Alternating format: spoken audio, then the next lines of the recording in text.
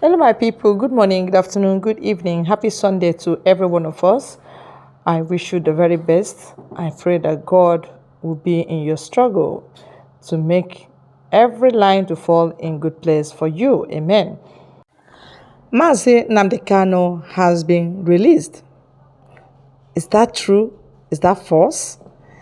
I don't know what Barrister Aloy Ejimakor is telling us. First of all, they discharged him, but to let him go becomes a problem. That Nnamdi Kanu has been discharged. You obey the order first before you can bring up any new charges. But when you do that, in the unique circumstances of Nnamdi Kanu, there's a problem. Nnamdi Kanu is in Nigeria through a process that breached the law. So what is the fix? Well, joining us now in the studio is Aloy Ejimakor, one of Nnamdi Kanu's counsel. Thank you so much for joining us on the news tonight. It's my pleasure to be here. Well, you just listened to the Minister of Police Affairs, Mohammed Dingyadi, after the National Security Council meeting today. They seem to be backing the Attorney General of the Federation and Minister of Justice stance that, one, your client was discharged and not acquitted. Mm-hmm. How do you respond? And what's the difference between a discharge and an acquittal? Well, first of all, we have to have factual clarity about what the essence of the ruling yesterday. I believe the Attorney General came out too quickly to interpret, and he ended up misinterpreting the tenor and the reach and the true meaning of the judgment. And he ended up playing what I would term semantic games. There's really no difference between discharge and acquittal. It's a very thin line. If somebody is discharged, he really doesn't have to be acquitted. It's a word of art when lawyers say or judges say you're discharged and acquitted. So they really don't have to say the acquitted part. If you don't have any charges standing against you, what are you doing in detention? It's very simple. You don't have to be a lawyer to figure that out. So I think what is playing out here is an extension or escalation of the same executive rascality, recklessness, lawlessness that led to the extraordinary rendition in the first place. Otherwise, a well-ordered society, a responsible government is supposed to respond within the framework of the law. If the Attorney General is talking about taking the matter to appeal to the Supreme Court of Nigeria, I probably won't be sitting here because it's a non-issue. The Attorney General has the right to say that. The federal government has the right of appeal. But they are not talking about that. They are talking about their right to disobey court order. Is that really what they're saying? Or they are saying that the pre-rendition, there were charges against Nnamdi Kanu, yes, including the fact that he's a flight risk because he jumped bail, having been given or granted bail. Are you saying that he doesn't have any more questions to answer? No, see, listen, this notion of Nnamdi Kanu jumping bail is straining the boundaries of defamation of character. He didn't jump bail. Okay. I personally secured a judgment on January 19th this year from High Court of Umuahia that obliterated that notion completely, because the event that compelled his departure from Nigeria was too compelling. It was not volitional. So he had to depart Nigeria in search of a safe haven and to save his life. And the ruling of the High Court of Abia State made it very clear, crystal clear, that his fundamental rights were violated by the attack that was levied at his home in September 2017. So with that sort of judgment, the idea or notion that he jumped bail should be discussed at all. Now, talking about pre-rendition offenses, before you can try anybody for any offense, whether pre-rendition or post-rendition, you have to create the legal environment for transferring a fugitive from one country to the other. And the proper legal environment is called extradition. The absence of extradition has created a permanent barrier to the prosecution of Nnamdi Kanu, and there is no way around it. The federal government committed egregious violation of international laws and treaties and laws of Kenya and laws of the Federal Republic of Nigeria in engaging in that conduct that he did on June 19 last year. So there is no more question of pre-rendition. And the pre-rendition offenses you are talking about have been voluntarily withdrawn by the federal government. They were actually 4: treason, conspiracy to commit treason, defamation of the character of the president, and 4, illegal importation of radio equipment. 3 of those were voluntarily dropped by the federal government. They left in place only the illegal importation and padded it up with 15 counts of terrorism offenses. And the court dismissed some of them and left the other one. Now the appeal court has dismissed or struck out the rest of them. So if you don't have any charges pending against somebody and holding him in jail, you're either persecuting him or you engage in an impermissible conduct that the Supreme Court calls holding charge, and it is unconstitutional. So help us understand this, because you said, you know, it's not compulsory that the court uses the word acquittal. But is it not true that if a trial has not taken place, then you cannot talk about an acquittal? In this case, would you say a trial has taken place? No. If a trial hasn't taken place, then there can't be an acquittal. So he hasn't been acquitted. No, Isn't that no trial has to take place for you to be discharged of criminal charges. To be acquitted. To be discharged. No, he has been discharged. The argument is over him being acquitted or not. I already told you at the beginning. And that's what I'm saying, to clarify that as a lawyer, would you say a trial has taken place? If no, do you not say that an acquittal is possible only when a trial takes place? No, it's not correct. You are importing into what the Attorney General said, what he didn't say. He didn't say that a trial has taken place. Of course, it's a standard fact known to everybody that no trial took place. It's also a fact in law that you can be discharged and acquitted without trial taking place. Attorney General knows that. He's just playing games with the public, mind of the public, and it's unfortunate. I don't think this ought to happen. But if you leave the legalities aside, this is the sort of thing that stokes political tensions in society. And it can trigger a nasty diplomatic brawl with Britain. You forget Nnamdi Kanu has a second nationality of United Kingdom. And this kind of gives you a deja vu back to 1984 when Nigeria attempted to rendition Omar Diko, and it led to countervailing consequences. 4 persons were convicted and jailed in UK.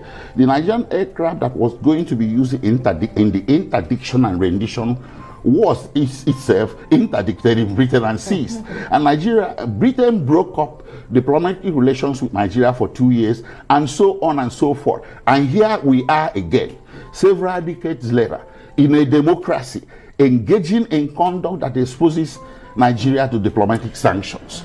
Right. It shouldn't stand. Okay, so now, what exactly does this discharge of Nnamdi Kanu by the appeal court, what does it really mean? What it means for the whole agitation for the Southeast? Okay. Does it mean that Nnamdi Kanu, in the event that he's actually granted bail or allowed, to go, this is more than will bail. It put an end to agitations for Biafra? This is more than bail. Bail can come with conditions.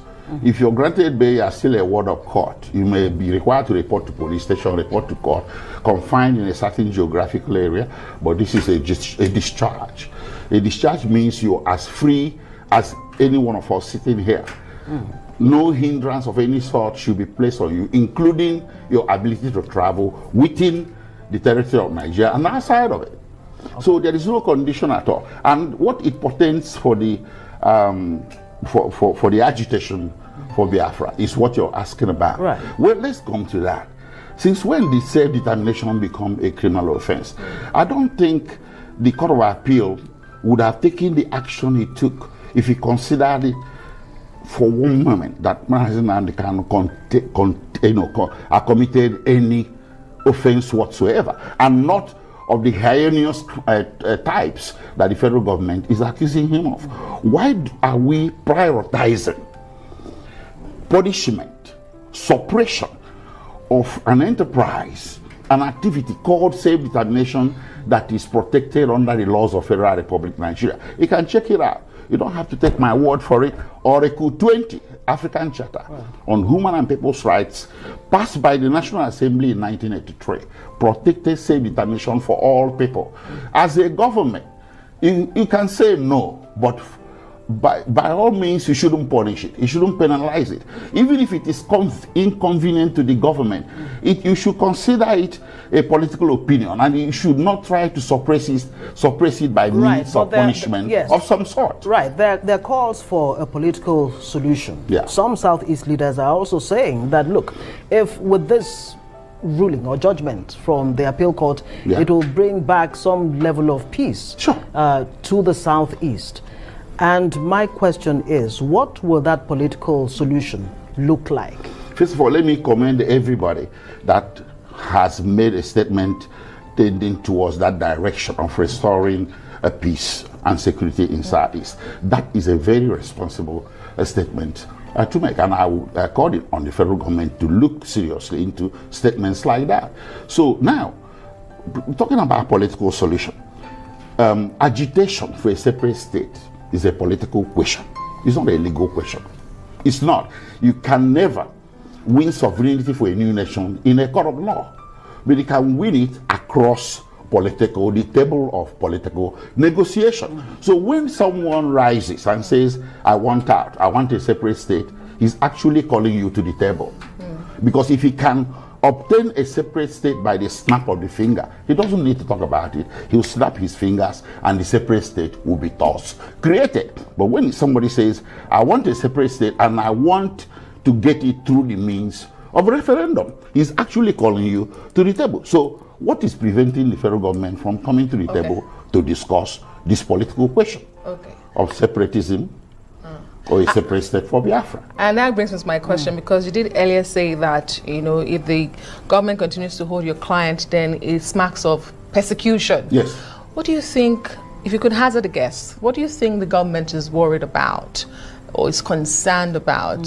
Should your client be released? And I also want to ask you, what is the mood of your client, especially after this decision reached by the appeal court yesterday? Did you speak to him? Yes, I did. I know, not after, not post-judgment, before. I was the only counsel that met with him yesterday.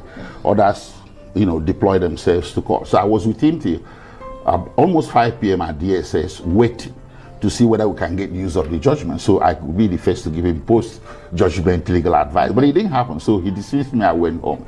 I'm sure wherever he is now, he's happy, and he's expecting that the government will do the right thing by opening the gates of DSS and permitting him to go home. So, but that is a supposition. Okay. The other part of your question is what I missed. What do you think is the concern of the government? Okay. I touched on this issue briefly. It's very concerning and a bit puzzling that the government of the day should prioritize those agitating for self-determination as the #1 enemy of state. They shouldn't be at all, not even #1. The #1 should be terrorism. The government should be asked that question. Why are you prioritizing agitation for a separate state over terrorism? I mean, you're here permitting, we heard that today the National Security Council met over this matter. Is the National Security Council the Supreme Court?